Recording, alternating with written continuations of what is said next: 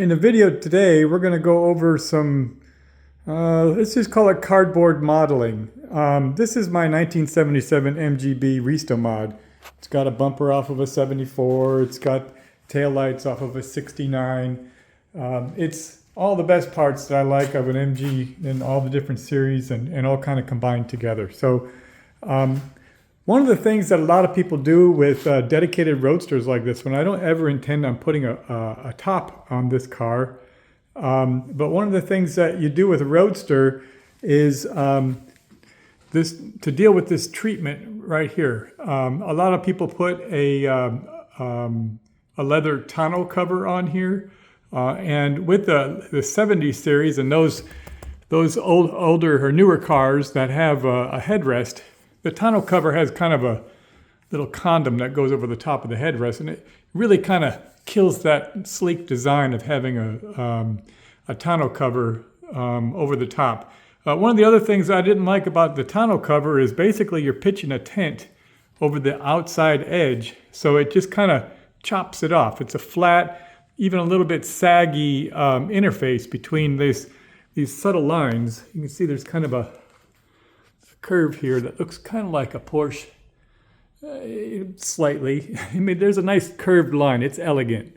And putting a tonneau cover on there would just go and just nice, it would make it flat. And I kind of want to try to preserve that subtle curve right there, just the classic lines of the MGB. So what we're going to do over the course of a series of videos here is I'm going to make a fiberglass hard tonneau cover that follows these lines on this car, and will give me little teardrops coming off of the headrest, like some of the newer cars you see. They have kind of a teardrop off of here. Actually, I've been inspired by a number of cars, including some MGAs from the Le Mans era that had a hard tonneau cover that would continue the body lines and have a single teardrop behind a headrest, or in that case, it was a roll bar. So let me show you some of those photos so you can see what my inspiration is, to see what it is that I'm trying to accomplish with this. And we'll see if we can make this a little sexier.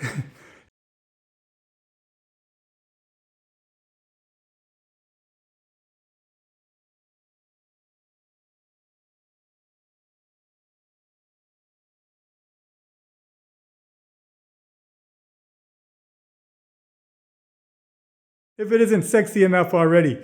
And that'll be my winter project. It's getting a little colder out there. Won't have too many more days where I can drive it this winter. So instead of just boxing it up and putting it under the cover, we're going to have some fun with it and make a project. So in the video today, we're going to be mocking up cardboard cutouts to get some ideas of what it should look like, what kind of shape that we can achieve before we go to fiberglass.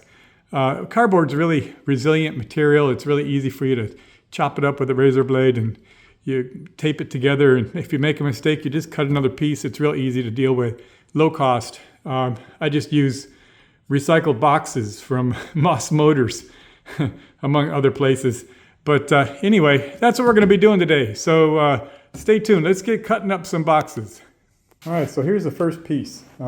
This is just really to get an idea of the 3D space that we're working in, and to make a negative space into something I can physically hold on to. So what we got here is an outline of what you would have if you had a vinyl tonneau cover. Now, usually that would continue on down here. It would snap in right here and then hit this little knob right here, and that tonneau cover would be draped across.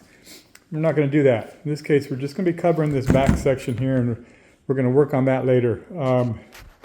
But this back section is really where the visual aspect of getting rid of the flatness of this. You can see how it just looks like somebody took a knife and just chopped off the top of the car right there. It's just flat and level. And if you had a vinyl tonneau cover, it would even be drooping in just a little bit right in here. So. But what this does is it gives us some geometry that we can play with. So take some good measurements. identifies fixture points. We have these on the end here that we're going to be used for our little teardrop, and we'll have a little loop that will grab in here. And the other fixture point will be right here where normally the roof is connected to. The convertible top would be connected right in here. So we have 4 fixture points all the way around the space. So I've gone ahead and with this in place, I've traced underneath what the hole is. And I'm going to go ahead and cut this out with this hole, and then I'm going to make another piece of cardboard to capture this curve, so that we can get a form that will fit into this void right here without having any overlap. And the only thing that will overlap is where our little teardrops are going to come in right here, and they'll interface with this right here. So I'm going to go ahead and cut that big piece out to conform with the inside edge here. Let's go ahead and cut that up. All right, so here we got the bottom defined, and we've gone ahead and created the first rib to try to capture this subtle curve right here. This rib is at the center. It's a 1-inch gap, and 10 inches out from the edge, it's a 3/4 of an inch gap. So it's a very subtle curve, but we captured it. And this is the mechanism that we're going to use to connect it to these. You're not going to be able to see this wire when it's in place because we're going to have a teardrop that's going to come over the top of this, and it will sit just kind of over it. You can see I've drawn lines where the headrest is, so I can get an idea of where the teardrop is going to be involved. It's going to be a subtle little teardrop because we don't have a roll bar, but I'm thinking we can engage it somewhere around 3/4 or higher of the headrest. It doesn't have to be completely the same shape as the headrest, but it's going to kind of do one of these to kind of taper the headrest back a little. It'll come back to here. So what we need to do is I'm going to shoot a laser from here to a flat piece of cardboard over here so we can continue this angle. We've got the arc, right? But now we need to continue the angle of the back side to get an idea of where this next rib will be. And maybe we'll make another rib in the middle just to kind of help arc that. And we'll get the bottom edge of the teardrop by projecting this arc up to the cutoff over here. So let's go ahead and get a laser on there, and we'll draw a line on the back side of another piece of cardboard to capture what the top edge of this bottom plane, which is not flat plane, it's a curved plane. The bottom edge of that flat plane or that curved plane will be defined by that laser. So I'm going to get the laser on here, and we'll shoot a laser up over onto a plane of cardboard over there. All right, let's get it going. All right, so here's my little laser level. We're not actually going to use the level bubbles at all on this. We're just going to be projecting a laser based on this plane. We're going to run that plane right along this edge here and project data points, if you will, to build an arc so we can make that rib. So this laser emitter is about, 3/4 of an inch off from the surface. We're going to measure that.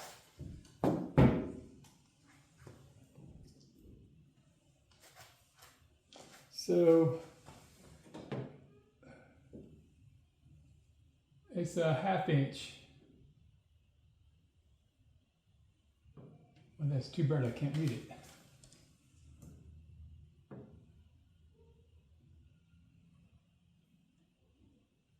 It's actually about 3/8 of an inch. So when we make our lines, we're going to project them 3/8 of an inch below that laser. And you can see, I put a little bit of tape on the back here because I don't want to scratch up my paint. But you can see how, as we progress along the way here, there's a little bit of a curve there, so we want to capture that. All right, let's get to making some lines.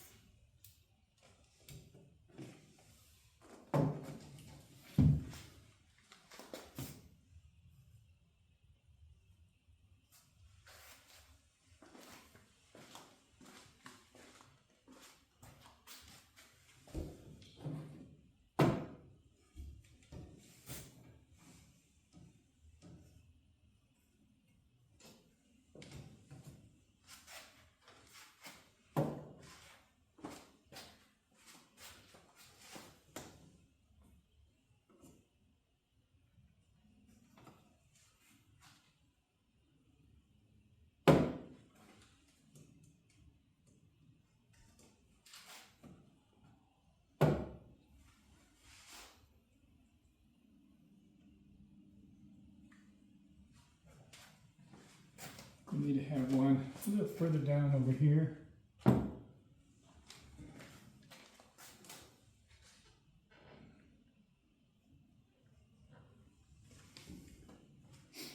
All right, so it's very subtle, but it's not straight. Let's go ahead and draw that line and cut that out. We'll make that rib, and then we'll fill in those ribs to see what that looks like, what that curve looks like. All right, so before I cut it out, I want you to see the actual angles that we're dealing with. It's very subtle, but it's elegant. I think that it will be a lot better than just a saggy piece of vinyl.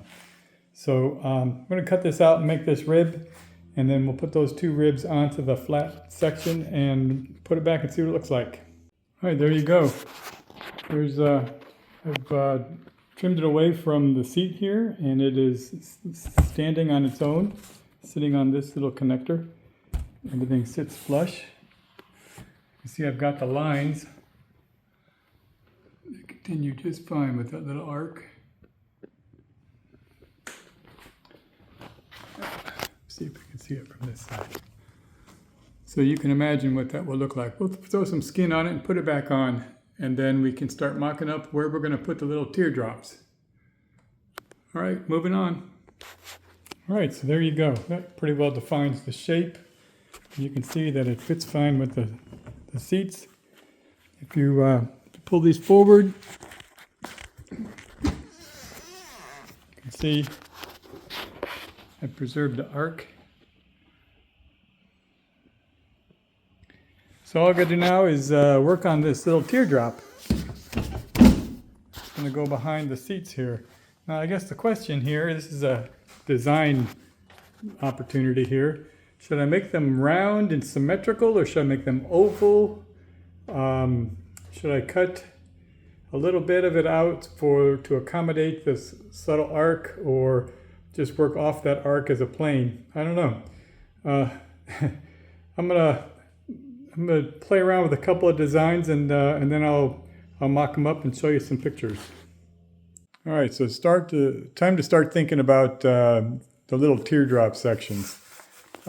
So first thing I did was I'm like, well, that's the shape of the headrest. So I cut out a little form here. Let me make a little. I cut the form out based on basically just the silhouette of the headrest, and I wasn't too keen on that. It looks kind of boxy, and it would be very difficult to make that, streamlined down from kind of square and boxy down to this kind of teardrop looking shape here. So I took some inspiration from some of the shapes of the car itself. One of the neat features on this car is this headlamp. So I cut something about the size of the headlamp arc. Actually, I used a bucket from my garage to get the radius for this shape. Now this doesn't completely cover the headrest, and I'm okay with that, but it does go with the tapers out to the edges here. It gives me a nice round radius to work with, so I can taper it back to here, cover up these wires, and interact with this little stainless steel connector here. So I think that is the shape that we're going to go with. It'll just look a little bit more sleek, and have some better body lines, because there are some lines on this car, and we went through all the painstaking effort to maintain this little arc back here. So going with something square and boxy on the top wouldn't really fit. So we're going to go with something rounded like this. All right, so let's cut up another one, get these standing vertically. The last thing that I need to do before I do that is to actually confirm that I don't have any interaction with the seat. I've got some gap in here where I can make some adjustments. So I may I may cut this back just a little bit further. All right, let's get on. So with the tape laid out where I intend to put the little teardrops, I don't think I like that shape either. I think that's too small. It needs to be wider. So I'm going to make it either a bigger radius or maybe less round and maybe a little more oval. But that's kind of the shape. Let's make another mock-up, and then we'll start working on creating the tapers. Again, out of cardboard. We might use some poster board or something a little bit more flexible for that, because it's going to be more of an arc. But let's see what we can make it look like. All right, really quick, just wanted to capture this step. I've cut and folded a piece of it's like a poster board into the cone shape. Here you can see here's the small rib and the big rib, and this is the shape here. And we're going to go ahead and put this on this side now. And you can see I've cut a relief here. When you get the metal piece should show right in here. It'll be a nice complement. I think it'll fit in really, really nice right there. All right, let's go ahead and get this one on and see what it looks like on the car. All right, there you go. That is the cardboard model mocked up with the teardrop hard tonneau. I don't know what you want to call it. You know, we call it a zid top, because it's named after both my son Zack and my daughter Sydney. So it'll be a zid top. So this is that's my new name for this, a zid top. Anyway, this is in case you haven't guessed, this model is just the first phase of another project. We're going to glass this off and make a mold so we can make a fiberglass version of this to have an actual usable component rather than this cardboard model. But this is a really good mock-up. I really like the shape of the cones. It's not too conforming to the headrests, but from the view of the headrest, it's not any higher, or it kind of matches up. It has a good look. All right, so that's the end of this phase of work. Make sure you check back and subscribe to see the next phase, where we're going to glass this up and make it a permanent structure. Or actually, not permanent in the car, but something that we can use for a mold to then create a completely fiberglass version of this. All right, that's all I have today. Cheers.